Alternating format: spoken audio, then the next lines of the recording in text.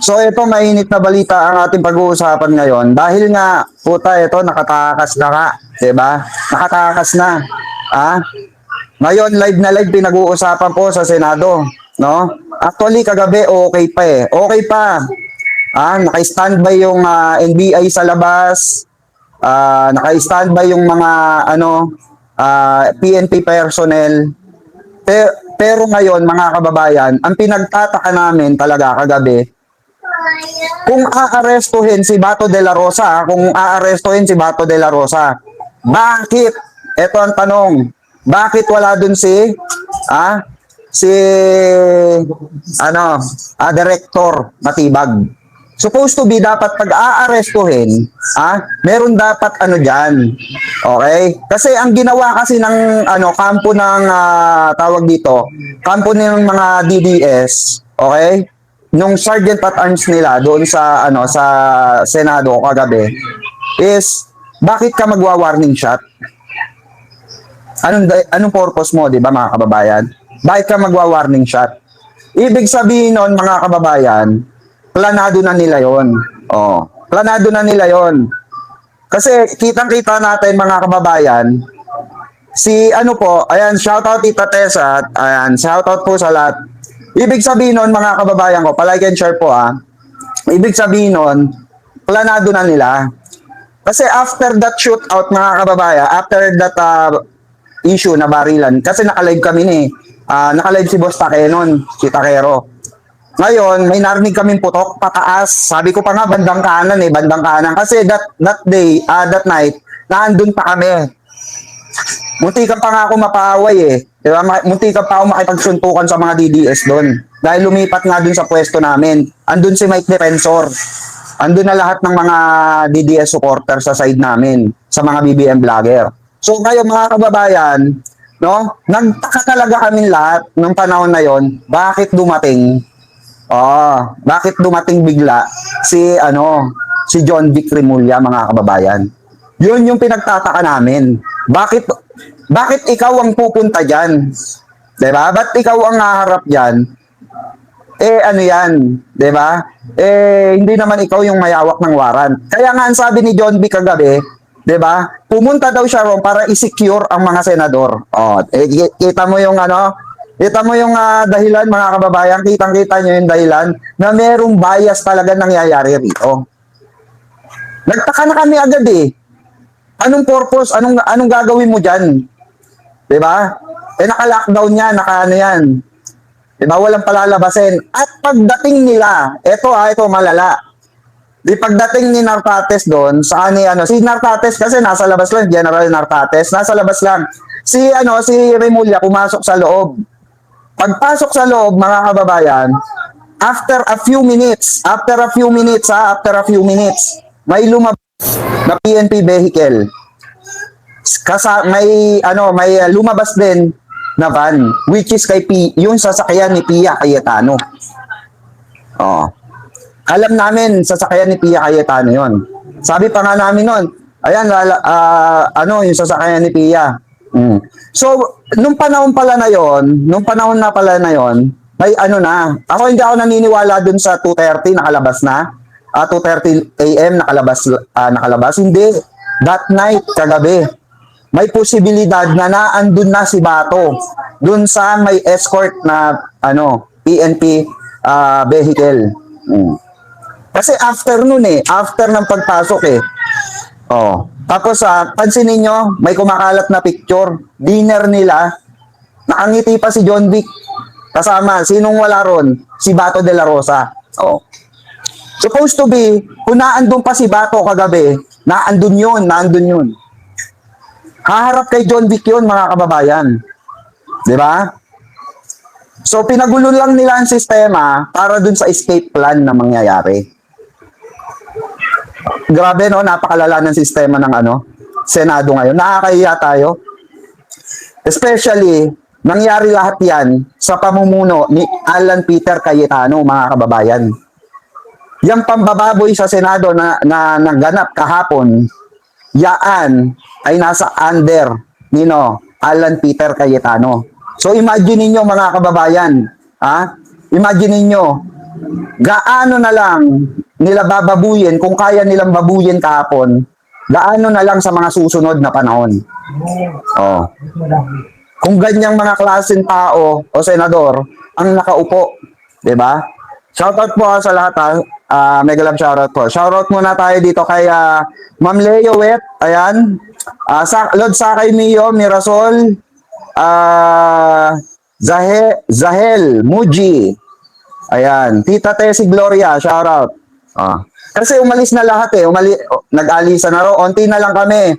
Ang nando na lang, mangilan-ngilan na Magdalo sa Bunyog. Kasi pumasok nga sila Lovely Granada doon, nakulong sila ron sa Senado. Nung nagkaputukan, nandun sila Lovely Granada. May mga pumasok doon, na mga kasama natin sa Bunyog. Ngayon, naiiwan kami sa labas kasi nga gusto namin i-cover ni Boss Take yung nangyayari sa labas. Is that all you do is something who already has a warrant case? Ba't naano ko? Pakuha nga nung cellphone ko, nakaano ko eh.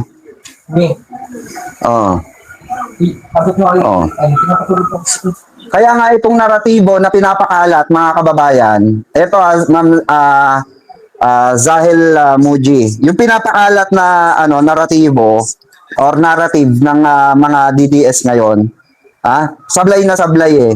Sablay na sablay. Alam niyo kung bakit? Kasi nga, mga kababayan, itong nangyari kahapon, bakit ka magwa-warning shot? Hindi ka naman pinaputukan. Bakit magwa-warning shot ang ito isipin nyo mabuti mga kababayan. Bakit ka magwa-warning shot? Bakit ka, kung may NBI man na nasa loob, bakit ka magwa-warning shot? Bakit magwa-warning shot ang Sergeant at Arms ng Senado? Ibig sabihin mga kababayan, yun ay hudyat.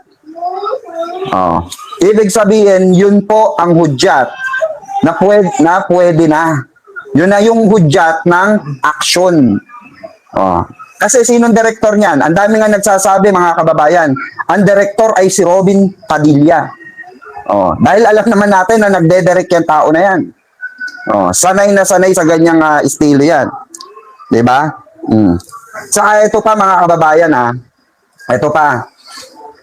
Kung kung yan ay pinagsimulan sa NBI, 'di ba? Kung yan ay pinagsimulan sa NBI, dapat na andyan ang Walang masama kung may naka-standby na NBI diyan.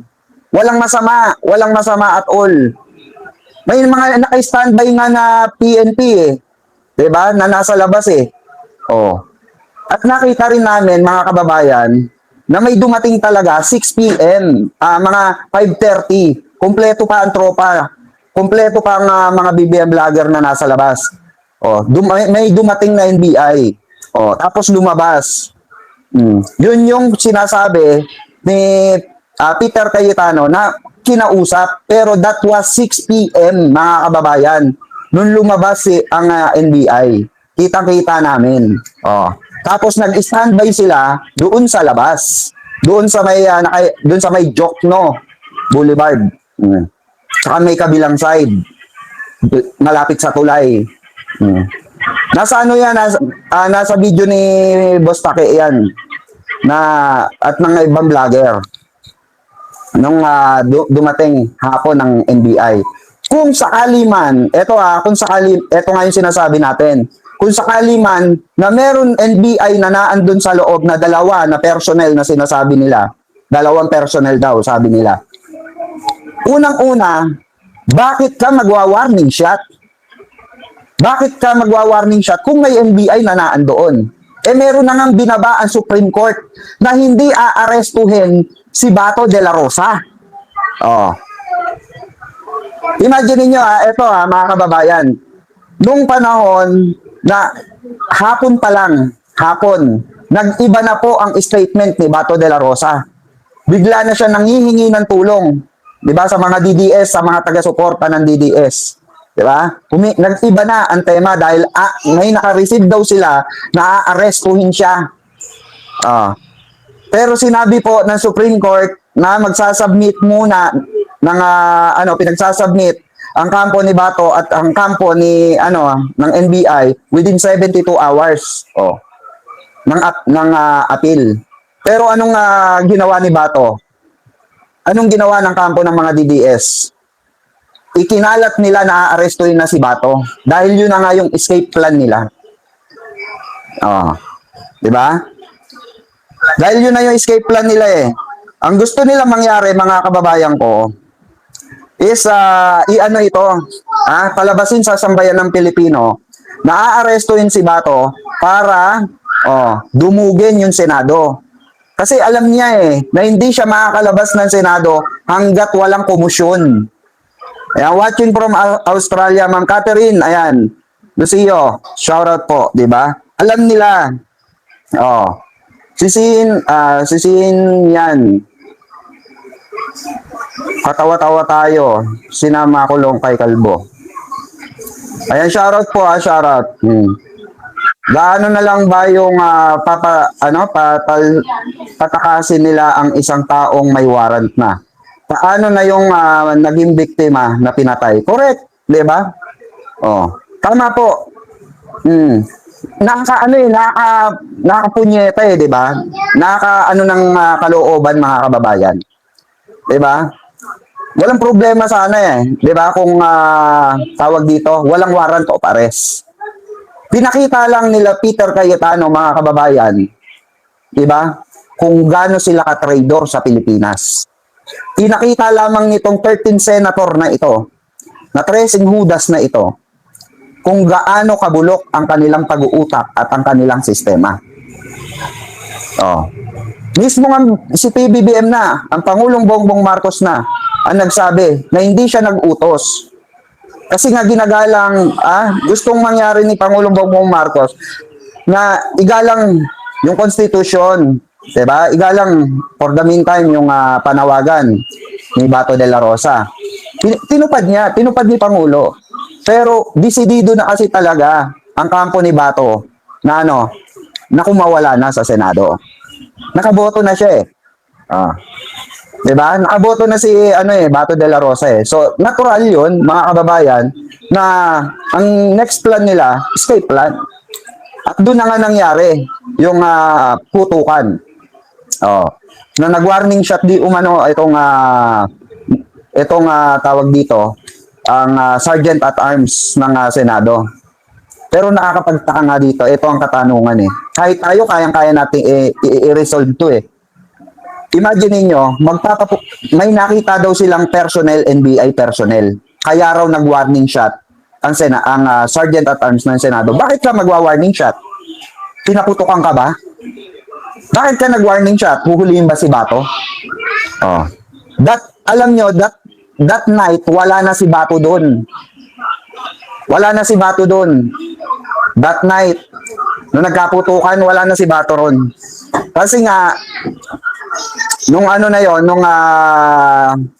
yung shootout na yon, nakita na si Bato na bumaba na after that shootout. Bumaba na si Bato papuntang elevator, di ba? And that was exactly if I'm not mistaken, mga around 9:30 ganun. Ay hindi lang 9:30 pala. Mga alas 8 pala yon, alas 8.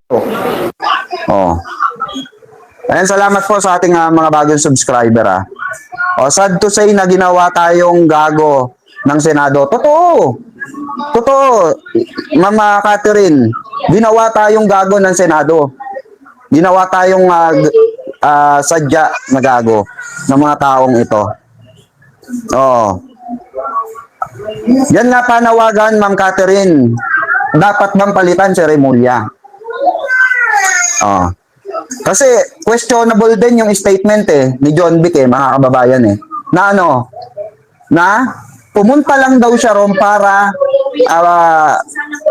tawag dito, para protektahan yung mga senador. Doon pa lang obvious na Tapos exactly that night, nung dumating si John Vic sa Nartates, after a few minutes, may nakita kaming vehicle ni Pia Cayetano na lumabas. may escort na pulis. Dalawa, isa sa harap, isa sa likod. Oh. Sabi ni Ma'am Lilia rito, bakit di mo tanungin mga NBI na pumasok sa Senado na anong unconstitutional? Paano mo nasabing unconstitutional yung taong may warrant of arrest?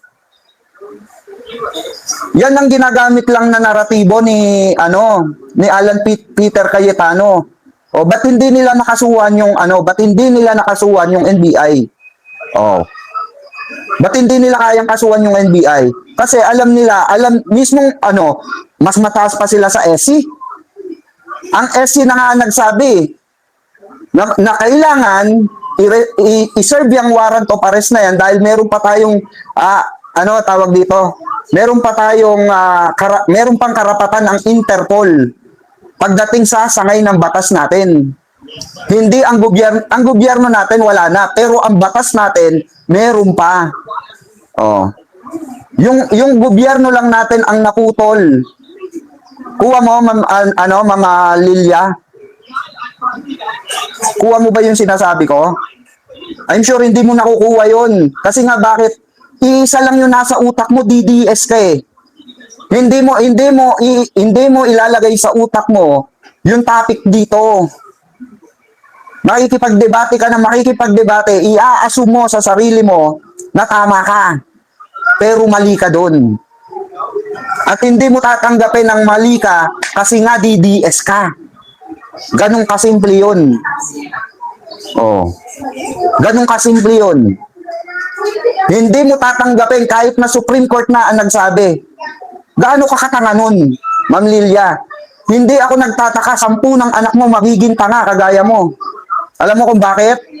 Mula sa ninuno nila hanggang sa'yo, tanga. Anong unconstitutional? May warrant of arrest na nga. Kaya nga si Trillanes noon, pansin nyo, si Laila de Lima may nakasesyon, pinosasan. Oh, sumuko. Bakit? May warrant of arrest eh. Mismong na nga, pinagbigyan lang si Bato within 72 hours. Di mo nakuha yun, Ma'am Lilia? Paano unconstitutional, bobo ka? Kami pa mga vlogger ang anuin mo. Kami pa talaga nagre-research, kaming may mga alam. Ikaw, saan ka lang ba nakakaalam? Saan lang ba kayo nakakaalam, mga DDS? Social media lang. Kami ditong mga vlogger dito, kami, nagre-research kami pinag-aaralan namin bawat nilalabas namin sa mga vlog namin. Ikaw nag-comment ka lang dyan, sablay pa eh. Tatanungin mo, sasabihin mo na hindi unconstitutional yung sinasabi mo. Dahil mismong SC pumabor sa Interpol, bobo. Mismong Supreme Court ang naglabas ng order na bago arestuhin si Bato de la Rosa ng Interpol, kailangan magsumiti muna. Kasi nga na-decline ng TRO niya eh. Bobo ang puta. Kaya nga yung mga DDS kahapon, basag sa akin eh. Napikon sa akin. Yung mga bata ni Mike Defensor, inawat lang ako ni Mike Defensor eh. Pagsuntukan na ako dun eh. Ano mga bobo eh. Akala nila walang papalag sa kanila eh. Akala nila hindi, porke vlogger ako, hindi ako papalag sa kanila. Puta papalag ako ron. Patay kung patay ako dun.